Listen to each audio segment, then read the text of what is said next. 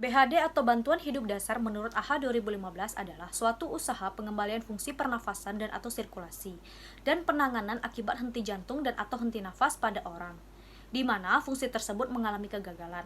Henti jantung dan henti nafas dapat mengganggu transport oksigen ke otak. Selama 4 menit, sel-sel otak akan mulai mati. Kematian sel otak dapat terjadi dalam 7-10 menit. Ditemukan seorang laki-laki tidak sadarkan diri, yang harus kita lakukan pertama yaitu 3A. Amankan diri atau penolong, amankan korban, dan amankan lingkungan. Bila mungkin kita lakukan pelindungan diri menggunakan alat pelindung diri atau APD. Di sini saya menggunakan handscoon sebagai alat pelindung diri. Yang kedua yang harus kita lakukan adalah cek kesadaran dengan AFPU. Yang pertama A, alert. Kita lihat apakah pasien sadar atau apakah korban sadar. Di sini ditemukan korban tidak sadarkan diri. Jika tidak sadarkan diri, kita lakukan V, voice, kita panggil. Beri rangsangan suara. Pak, Pak, Pak. Juga tidak ditemukan adanya respon. Jika tidak ditemukan adanya respon dengan suara, kita lakukan P, pen, beri rangsangan nyeri. Pak, Pak. Jika dengan rangsangan nyeri tidak ada respon juga, maka U, unresponsive, tidak ada respon sama sekali. Selanjutnya yang ketiga kita lakukan minta tolong dan panggil bantuan medis. Tolong, tolong, tolong. Ya, ada apa? Ada apa? Ditemukan seorang laki-laki tidak sadarkan diri. Panggil ambulan, panggil ambulan. Halo, ambulan? Iya, iya. Pada saat melakukan SPGDT, maka perkenalkan diri. Jelaskan biodata korban, situasi, lokasi dan kondisi, posisi korban, dan tindakan yang akan dilakukan oleh penolong. Kemudian tanyakan berapa lama ambulan akan tiba ke lokasi, dan berikan nomor yang bisa dihubungi. Kemudian lakukan primary survey yaitu CAB. Setelah itu, kita lakukan cek primary survey dengan cek circulation. Cek nadi di arteri karotis dengan menggunakan 2 atau 3 jari. Jika nadi tidak teraba, maka kita langsung melakukan RJP atau resusitasi jantung paru. Dengan cara tangan bertumpu seperti ini, bertempat di dada korban, dengan tangan yang tegak lurus membentuk sudut 90 derajat. Lakukan kompresi selama 30 kali 2 nafas atau 2 bantuan nafas. Dengan cara hidung ditutup seperti ini dengan membuka mulut. Prinsip kompresi dada ada 4. Yang pertama, push fast 100-120 kali per menit. Yang kedua, push hard dengan kedalaman 5-6 cm. Yang ketiga, complete recoil dengan membiarkan dada mengembang sepenuhnya sebelum melakukan kompresi selanjutnya. Yang keempat, minimal interruption. Lakukan kompresi dada secara kontinu atau terus-menerus. Setelah nadi tidak teraba, maka kita langsung melakukan RJP atau resusitasi jantung paru. Prinsipnya ada 4. Yang pertama, dengan kecepatan 100-120 kali per menit. Yang kedua, kedalamannya 5-6 cm. Yang ketiga, biarkan dada mengembang kembali sebelum dilakukan kompresi selanjutnya, dilakukan secara terus-menerus atau kontinu. Caranya, letakkan jari mengunci seperti ini dan bertumpu pada dinding dada korban.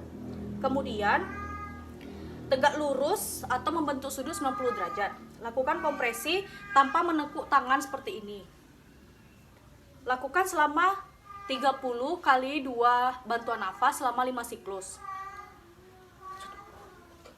5, 6, 7, 8, 9, 10, 1, 2, 3, 4, 5, 6, 7, 8, 9, 10, 1, 2, 3, 4, 5, 6, 7, 8, 9, 10.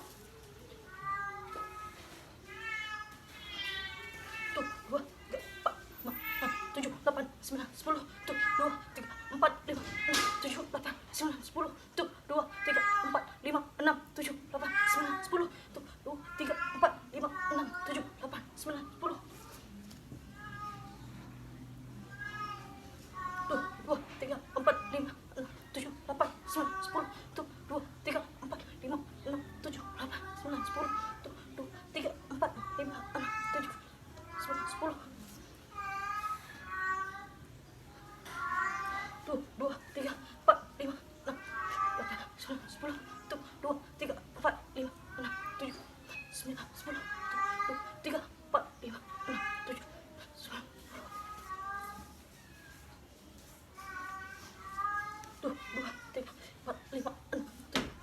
10, 2, 3, 4, 5, 6, 7, 10, 2, 3, 4, 5, 8, 9, 10.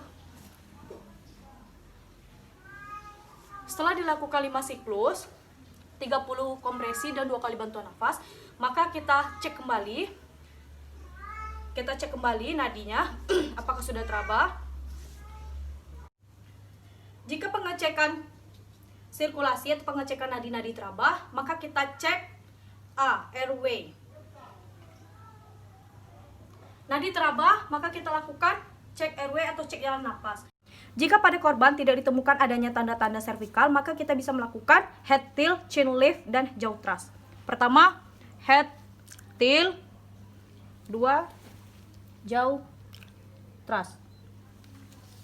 Setelah itu, jika mulut korban terbuka, maka kita cek. Kita cek apakah buka.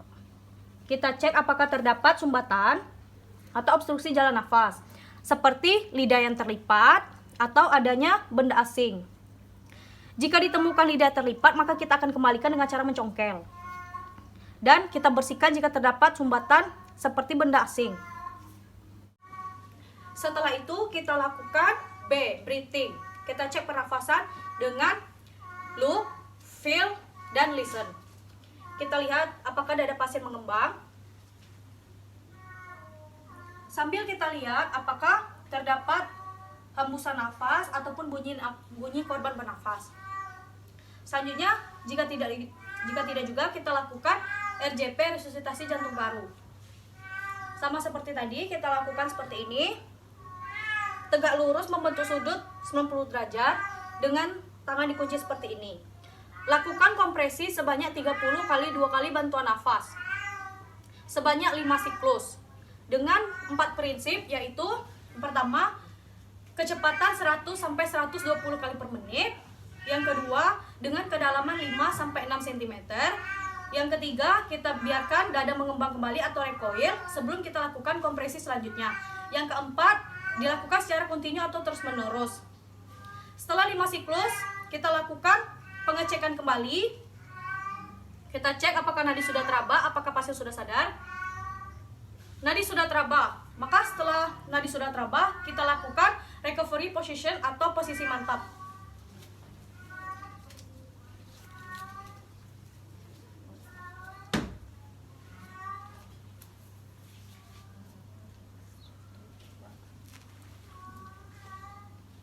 Setelah posisi mantap, jangan lupa kita evaluasi kembali selama 2 menit dalam 1 kali. Kita lakukan cek nadi, cek nafas, dan cek lainnya sambil menunggu ambulan datang.